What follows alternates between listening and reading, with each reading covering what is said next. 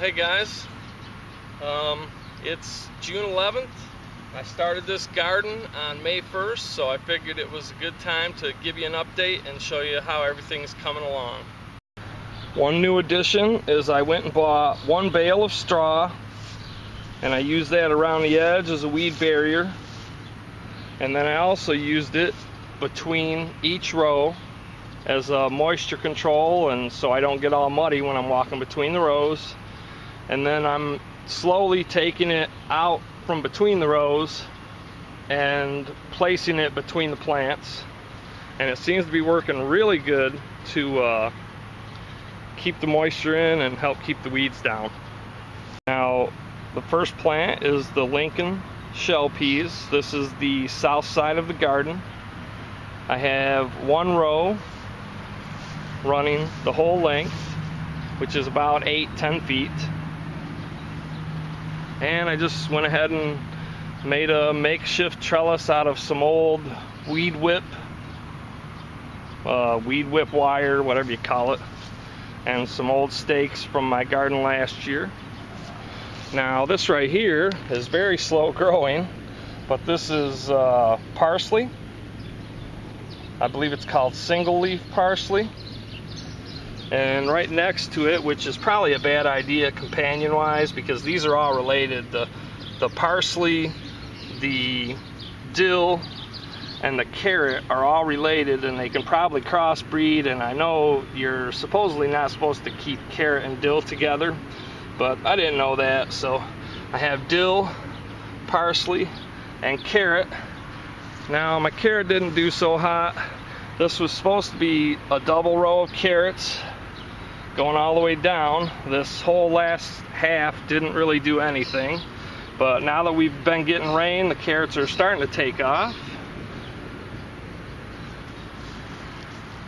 So what I did here is I just kind of roughed up the soil, and then I did a broadcast sowing, just throwing them on the surface of some zinnia flower seeds that I saved from last year, and they're starting to come up already. It's only been a few days. And then I also planted some okra in there that I saved some seeds from last year as well.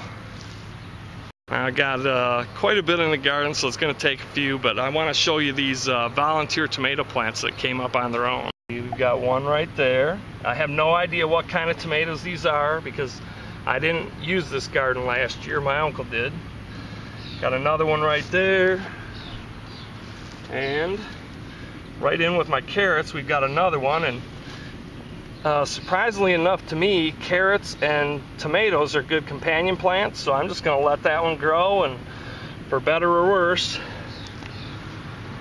One other thing that really hasn't done so well yet is my beets. They just don't seem to be really growing. I mean, this one is doing okay. I've never grown beets before, so I don't really have anything to measure by. The cauliflower that I grew from seed indoors, it's taken off and doing real well. The basil that I grew indoors, I don't know. I grew quite a bit of basil, and I planted it in a lot of different areas, all transplants, all sowed indoors, and as soon as I transplanted them, they just kind of started having a sick look, like they're not getting enough nutrients or something. I'm not sure what the deal is there. I mean, if you guys have any tips, you know, throw them out there. Paris Island Coss, Romaine lettuce. Again, I did 2 rows because I want this to be thick, and I want it to self-shade and hold its own moisture and prevent its own weeds from growing. And it seems to be doing that pretty good. And I didn't thin this lettuce out at all whatsoever. That's just how it grew. When I sowed it, I spaced them every 8 inches or so, but I probably dropped 10 seeds in each spot, and as I watered it, they kind of got spread around. But the lettuce is doing really good. And almost fell in my plants there. This is the lettuce that I started indoors. They say you shouldn't start lettuce indoors because it doesn't transplant well. And I'm sure you guys saw in my last update video where I showed this lettuce after I first planted it, all I did is I dug a very rough hole and I dropped those little transplants in there, and you could still see the transplant sticking up out. It was a really poor job, and the lettuce just took off like crazy. I mean, it's doing great. This is the best year for lettuce I've ever had. Even with the hot temperatures, it's doing really good. I mean, this is the best lettuce I have, and it was grown from seed. It was started indoors. There's 5 different varieties of lettuce here. I'll show you my onions and my Swiss chard. The onions I'm pretty proud of because this is the first year I've grown onions from seed, and I'm hoping they do really well. I'll just take you right in close. Really no need to keep shutting the camera on and off, other than to save processing power on my computer when I try to edit these and put them together. But there's my Spanish onions that I grew from seed.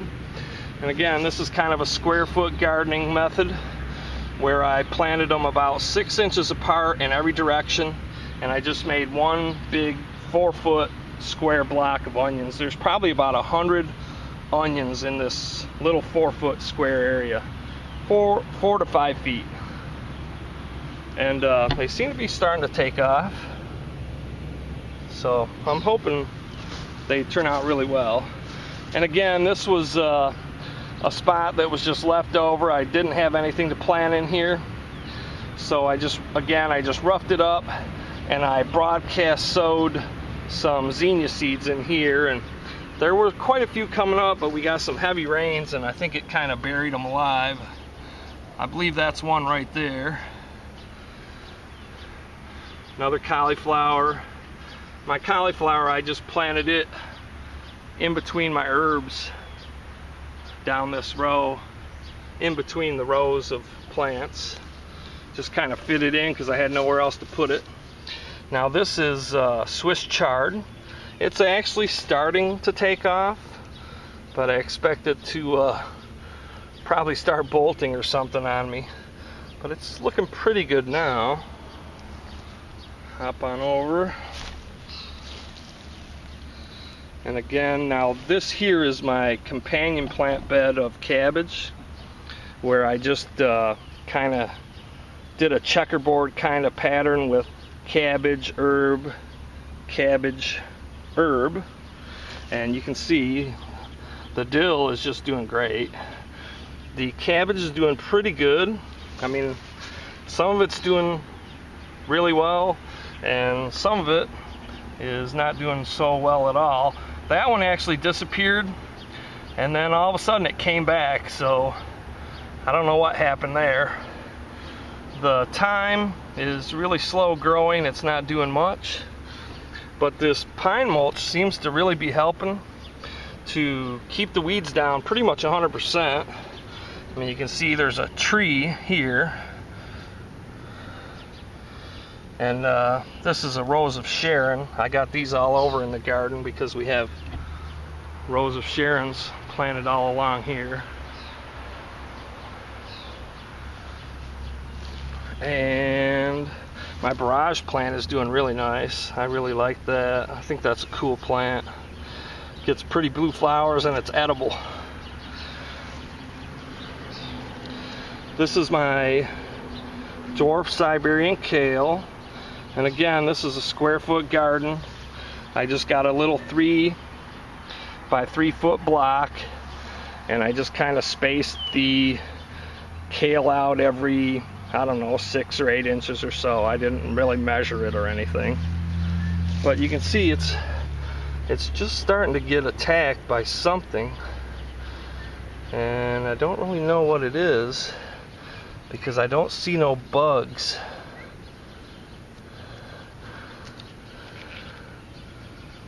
It could be slugs because there's a little bitty slug right there. And again, here we have some more herbs. This is oregano. I just put 3 plants there, and this will be a permanent location for the herbs all the way down through here. And again, the cauliflowers just kind of fit in between the rows of herbs and vegetables. More sage, more basil. This one is probably doing the best out of all of them, and it's really not doing so hot. And again, more dill. Dill's doing great. This is my broccoli, which is doing really well.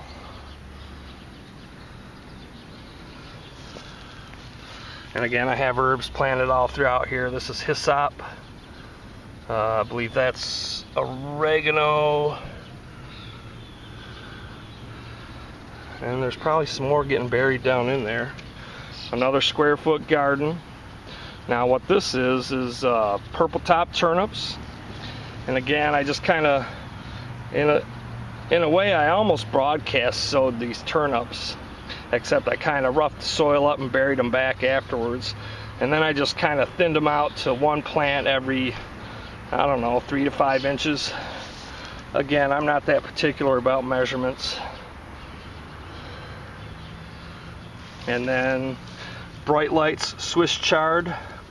This kind of got crammed in at the end of the row, and it's not doing too great. I think I just kind of crowded it out, and this end of the row being close to the grass, it's probably a bit deprived of nutrients and stuff because of the competition. Now this is that mesclun mix that I grew last year. It's just a variety of greens, mustard greens. I believe there's some types of lettuce in here, arugula, and I don't know, maybe radicchio or something. I don't even remember. But there's quite a few different varieties, like 5 different varieties of salad greens here. It's starting to take off and do pretty well. There's my little hyssop bed, lemon balm bed, and my stinging nettle bed. Now I had some seeds that were purchased of stinging nettle, and I sowed them here really thick, and none of them ever came up. So I took I thinned out some of the stinging nettle in that container that I had, and I just kind of plopped them in haphazardly, and sure enough, they're growing. They're taking off quite nicely. Now, I don't want to miss anything. This is sugar beets, which I believe is a white variety of beet. They're doing pretty good, I guess. Again, I've never really grown beets, so I don't really have anything to measure it by. But again, I did double rows with a lot of these. Same thing here, it's a double row spaced about 6 inches apart. So what I have is about a 3 to 4 foot wide bed with 2 double rows within that bed. And then in some cases, I just did a complete square of vegetables. Like there I have a square of turnips, a square of broccoli, interplanted with herbs, a rectangle of cabbage, and so on and so on. Now here's the spinach I grew. Again, this is a double row, which is starting to get kind of crowded out by the peas.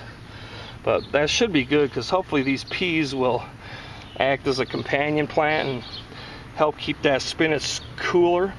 Ideally, I would have put the peas on the south side of the spinach to provide shade for it, but I didn't think of that at the time.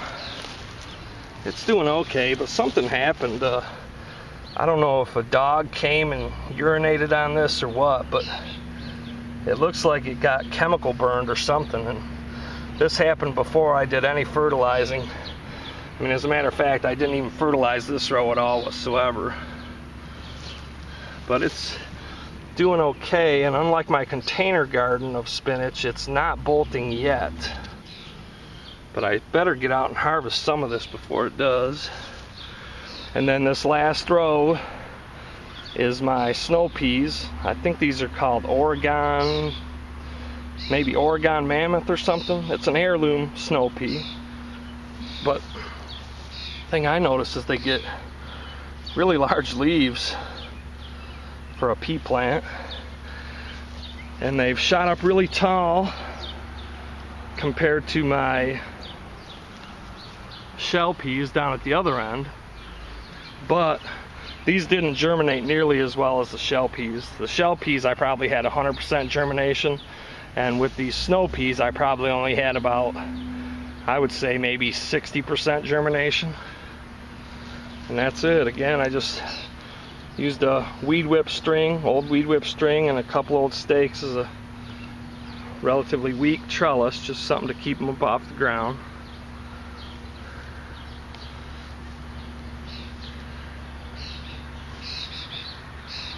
Now I want to show you one thing with this straw, is the straw I bought had a lot of seed in it, and it sprouted right away, and now it's growing all in my broccoli and cauliflower and stuff everywhere I put it.